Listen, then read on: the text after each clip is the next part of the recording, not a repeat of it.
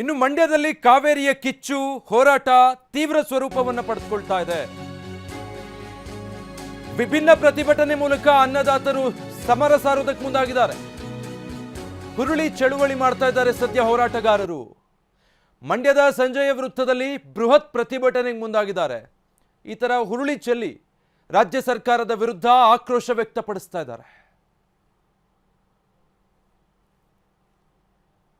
ಸತ್ಯ ಹೇಳ್ಬೇಕಂದ್ರೆ ಸರ್ ನಮ್ಮ ಕಣ್ಣೀರೇ ಬರುತ್ತೆ ಸರ್.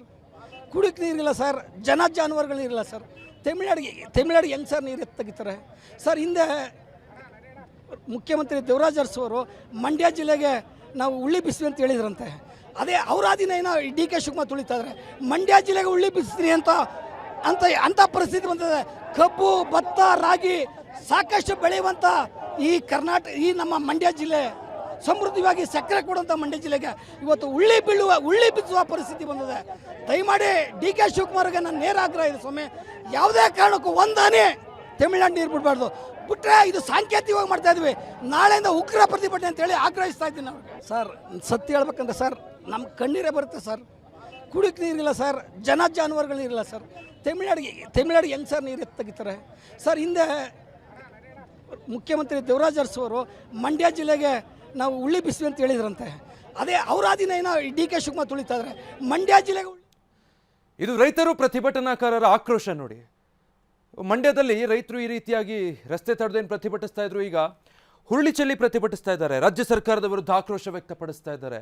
ನಮ್ಮ ಜಿಲ್ಲೆಯಲ್ಲಿ ಯಥೇಚ್ಛವಾಗಿ ಕಬ್ಬು, ಭತ್ತ, ರಾಗಿ ಬೆಳೆಯುವಂಥ ಜಿಲ್ಲೆ. ಆದರೆ ಈಗಿರೋ ಪರಿಸ್ಥಿತಿಯಲ್ಲಿ ರಾಜ್ಯ ಸರ್ಕಾರ ಹುರುಳಿ ಚೆಲ್ಲುವಂಥ ಪರಿಸ್ಥಿತಿ ತಂದಿಟ್ಟಿದೆ ಅಂತ.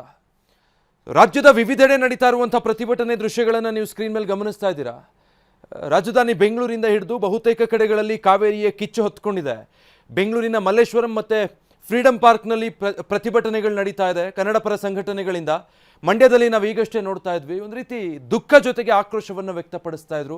ಇಂಥ ಪರಿಸ್ಥಿತಿಯಲ್ಲೂ ತಮಿಳುನಾಡಿಗೆ ನೀರು ಬಿಡಬೇಕಾ, ಇಲ್ಲೇ ಜಾನುವಾರುಗಳಿಗೆ ನೀರಿಲ್ಲ ಅಂತ ಹೇಳಿ ಶ್ರೀರಂಗಪಟ್ಟಣದ ಬಳಿ ರಸ್ತೆ ತಡೆದು ಕೂಡ ಬೆಳಗ್ಗೆ ಪ್ರತಿಭಟನೆ ಮಾಡ್ತಾ ಇದ್ರು.